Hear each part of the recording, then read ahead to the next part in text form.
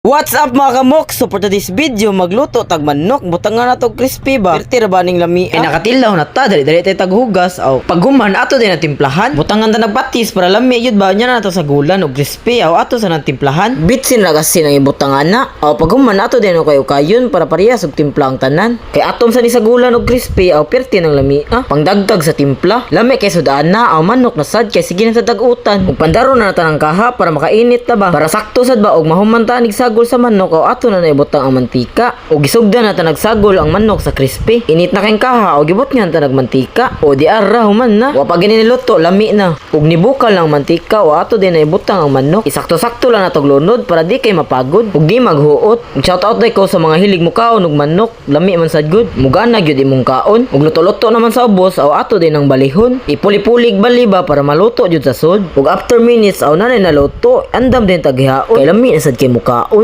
Sakto ra kay pagkaluto ba tan-aw pa lang kabaw na tang lami na. Ug magluto na sa taglain pag human na to gaon para mangandam na ta mangaon. Ug tilawan naton sa kalami ato niluto aw ako na gud ni. Our practice pa bitaw ug hapit naman ni naluto atong gilunod aw ato na sad nang ihaon. Ug luto na atong manok nga sudan and thank you for watching mga kamoks and follow